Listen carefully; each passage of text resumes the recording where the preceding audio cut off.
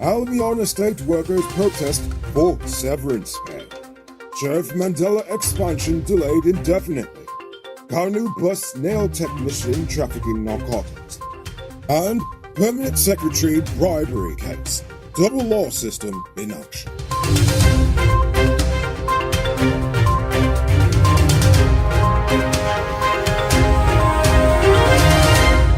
I'm Rico Bulford, and welcome to tonight's edition of Uncut News. One of Jagdio's most recent political stunts has already backfired. After promising to give former sugar workers a $250,000 severance package, current field workers at Albion Sugar Estate are demanding the same package, as well as money from the flood relief program.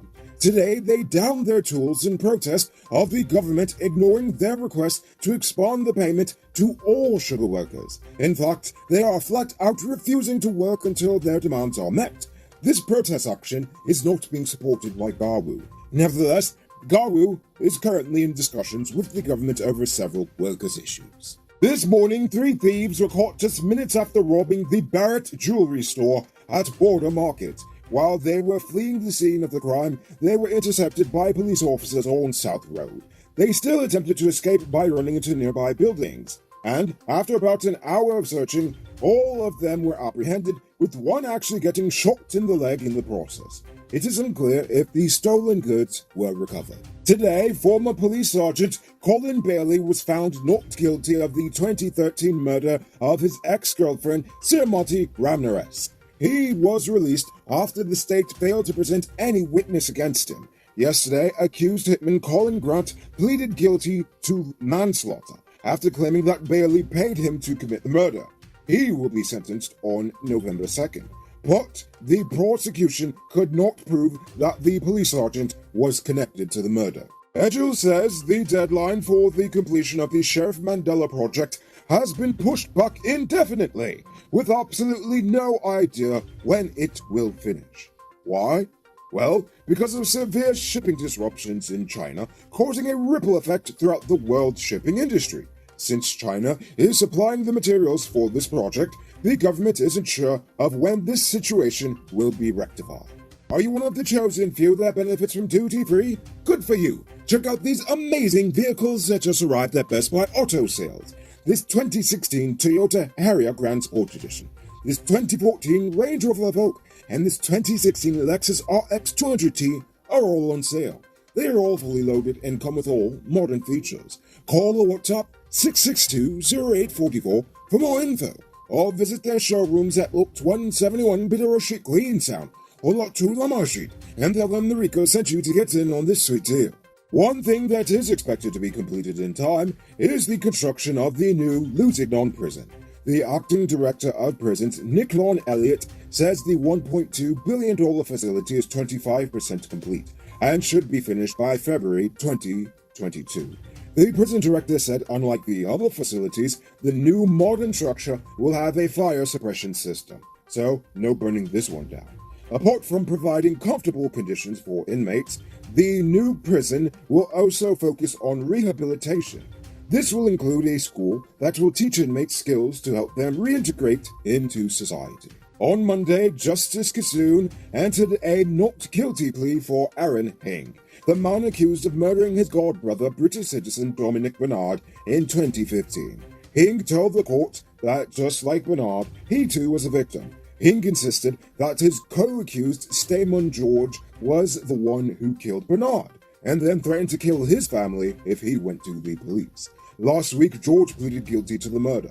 Following this, Justice Kissoon did not accept Hing's guilty plea, instead entering a not guilty plea in favor of Hing and disputed the facts of the state's case. Nevertheless, the trial will continue tomorrow. On Tuesday, Kanu agents busted 33-year-old nail technician Malika Lambert with some 6.2 kilos of cocaine poorly hidden in frozen bowls of curry and pepper pot in her carry-on luggage. Kanu says coke and curry was on an outgoing flight on Copa Airlines that was destined to Panama, with ongoing connections to JFK. However, they stopped her after she had allegedly been acting in a suspicious manner. Maybe because she was trying to carry 13 pounds of Colombian sugar in those flimsy bowls. Don't miss the grand 50% off sale and get a free 1-month Digicel Prime Bundle plan. Available at City Mall, Starbucks Square, Regent and Light Street, Marcy Turkine and Marcy Providence. Shop early, limited stocks available. It's now time for today's Rona Report. Today, the nation recorded 150 new cases. There are now 851 persons dead, 33 in the ICU, 3,535 in home isolation. And the total number of confirmed cases around the nation now stands at 33,973. So please, people, wash your hands frequently.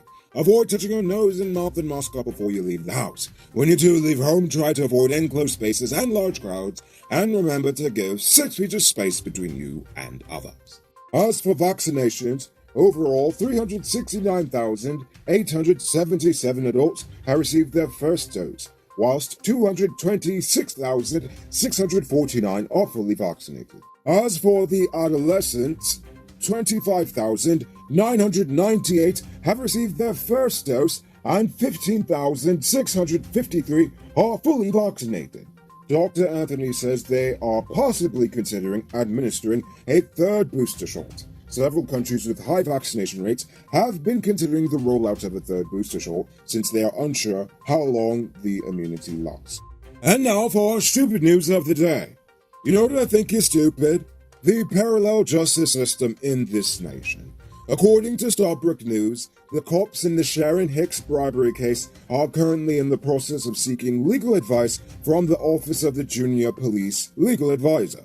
Now, forgive me if I'm making assumptions here, but what is their need for any advice on? The lady was arrested in a sting operation, one that was specifically planned by the police. Shouldn't they have gotten this advice from their lawyer before even doing it? If you're planning to bust a criminal, wouldn't it make more sense to ask just how to do it beforehand and not after? Situations like this make me concerned, especially when we live in a nation where the average lawbreaker can face the magistrate's court the next day, but the rich and politically connected can exploit every loophole and drag out a case so long that it disappears. Just look at Marcus Bisram, Jennifer Westford, Gary Best, our de facto finance minister, and even our president. All of the evidence in the world doesn't matter if you have the money or the connections to make it all disappear. Worse yet, gaming the system is not even exclusive to the supposed elites of society. Colin Bailey is a great example of that. How is it that the hitman he paid to do the killing is found guilty, but he wasn't? What? Did the man just decide to up and kill her just for the fun of it? I could go on and on, but what I'm trying to say is that I hope that justice is served in this bribery case and that she is jailed just like any other person who breaks the law in this nation, because anything less than that is pretty stupid. Boom! My name is Mudwater from Guyana Uncut. I have a big truck. Note, I didn't say I have the big truck. I have a big truck. When I need affordable parts for my truck, I only go to one place. Powered Automotive Truck Spares and Engine Parts. They stock parts for DAF, Freightliner, International, and Mack trucks. Also, all genuine Cummins engine spares. They're also the authorized dealer in Guyana for Hammer parts. And as a wise man once said, don't DPS. Get your engine parts from Patsep. Call 697-0171 for inquiries and tell them Mudwater send you. Boom out! Moving on to our Uncut News Views Poll question of the day. Every day we pose a question about current events in the nation, the region, the diaspora, and how you feel it relates to us. So you give your responses in the comments, and we'll read the best ones in the following episode. Yesterday's question was, what is the single largest issue facing Guyana today? Nicholas Basdio said, the biggest issue is that we can't make a good deal on anything in this country. Oil deals, road construction, buildings, you name it. We always pay more than we should. Yes, Nicholas, because it's by design. Literally, the corruption is so endemic in the system that everyone has to get paid.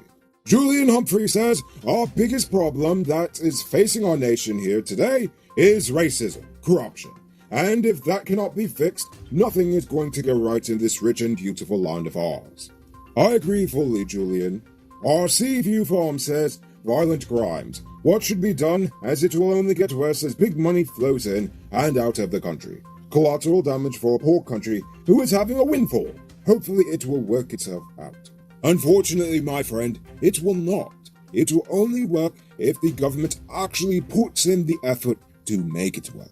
And finally, Jerry Bunks says, skilled men is needed in my view.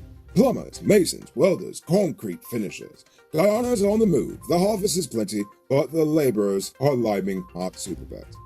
Oh my gosh, Jerry, you're absolutely right. And you know who's taking all those jobs? Hard-working Venezuelans who are just looking to make a living for themselves after they fled the hellhole that was their current nation. So for tonight's question, do you support the government's consideration of a third shot? Or is it too soon for that? Think about that question and tell us in the comments below. If your response is good enough, we just might feature it in our next episode. Anyway, that's all the time we have for tonight, and check us out tomorrow for another. Until then, I'm Rico Bulford saying good night, folks. Hey, Uncut News viewers, thanks for watching. You can subscribe by clicking on this button over here, or click over there for more news. You can also drop a comment to let me know if you've made it to the end of the video. Goodbye for now.